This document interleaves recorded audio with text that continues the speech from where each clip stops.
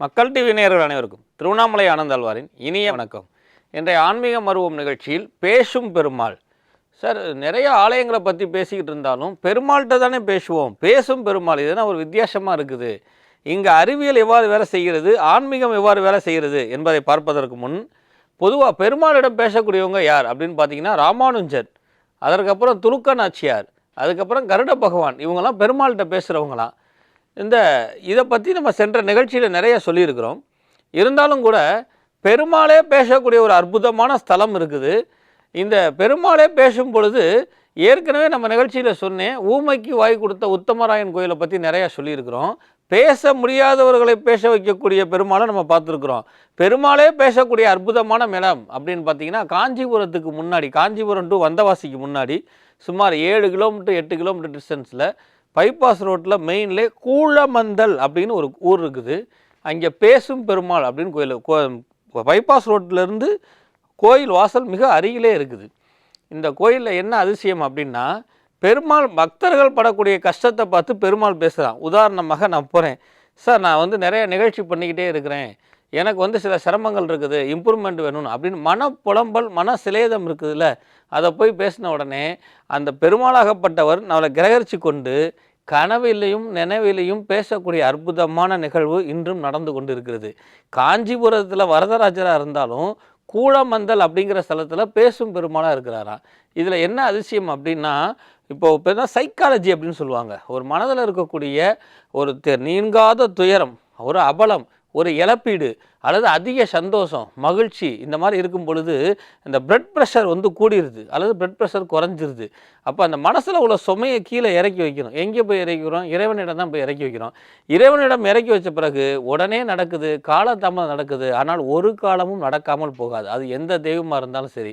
இருந்தாலும் கொடுத்த நம்மளுடைய பிரச்சனையை காது கொடுத்து கேட்பது மட்டும் இல்லாமல், நம்ம போன பிறகு நிந்திக்கிறதோ அல்லது அது பரிகாசம் பண்ணுறதோ அல்லது பிறரிடம் சொல்லுவதோ மிகப்பெரிய குற்றம். அதை விட துரோக செயல் எதுவும் இல்லை.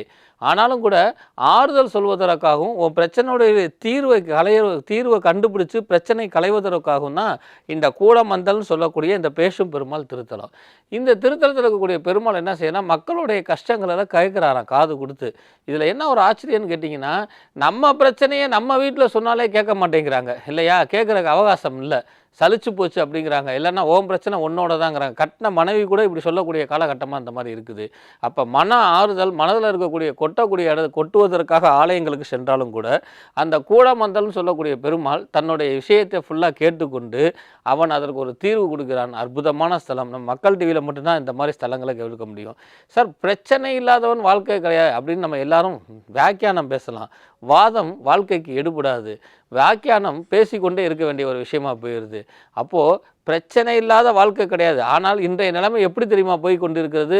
ஒவ்வொரு சராசரி மனிதனுக்கும் பிரச்சனையே வாழ்க்கையாக போய்கிட்டு இருக்குது. இந்த பிரச்சனையே வாழ்க்கையாக போயிருந்தால் வாழ்க்கை சலித்து விடும், புளித்து விடும், வாழ்க்கையே வெறுத்து விடும்.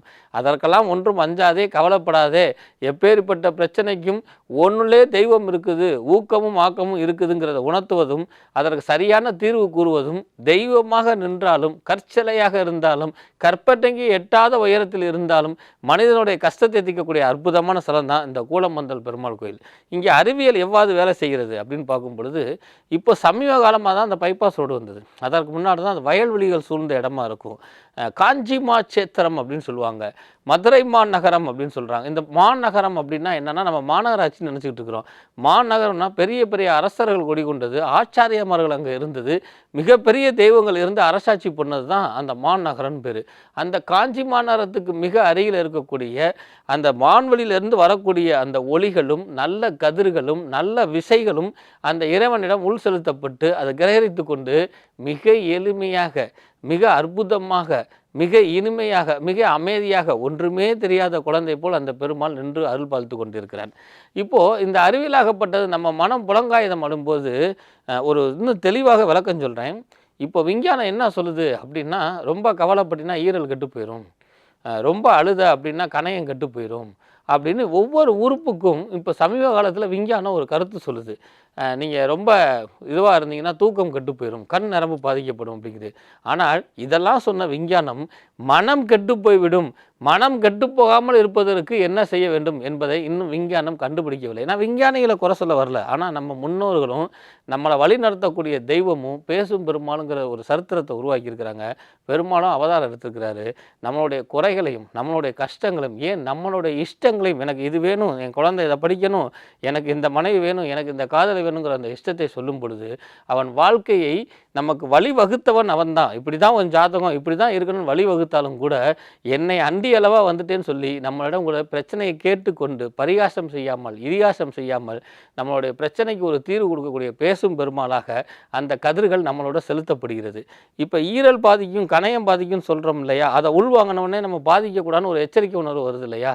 அந்த மாதிரி இந்த பெருமாள்கிட்ட போயிருக்கும் பொழுது அதில் இருக்கக்கூடிய நல்ல விஷயங்கள்லாம் நம்மளுள்ள செலுத்தப்பட்டு தன்னம்பிக்கையும் ஊக்கத்தையும் விவேகத்தையும் கொடுக்கக்கூடியது தான் இந்த கூலமந்தல் பேசும் பெருமாள்ங்கிற திருத்தலம். இப்படிப்பட்ட இந்த அற்புதமான திருத்தலத்தில் மக்கள் டிவியில் இருக்கிறவங்களும் பிரச்சனை மட்டும் வாழ்க்கை இல்லை, பிரச்சனையே வாழ்க்கை இல்லை, பிரச்சனை இல்லாத வாழ்க்கை வேண்டும்னு பிரார்த்தனை பண்ணி உங்களுக்கு மட்டும் அல்லாமல் இந்த நாடும் நலமும் சுபிட்சம் பெறுவதற்காக அந்த பேசும் பெருமாளிடம் உங்கள் பிரச்சனையை மட்டும் இல்லாமல் என் பிரச்சனை மட்டும் இல்லாமல் நம்ம அத்தனுடைய பிரச்சனையும் எடுத்து கூறுங்கள், அவன் தீர்ப்பான். கேட்டால் தான் கிடைக்கும், கதவை திறந்தால் தான் காத்து வரும். கூலமந்தலுக்கு நான் மட்டும் செல்ல நேயர்களும் சென்று இந்த நாட்டில் பிரச்சனை இல்லாத ஒரு வாழ்க்கையை வழிவகுக்குமாறு பெருமாளை பிரார்த்தனை பண்ணி தங்களிடமிருந்து விடைபெறுவது திருப்போணம் கோரக்நாத் அடிமை டி. ஆனந்தாழ்வார். வணக்கம்.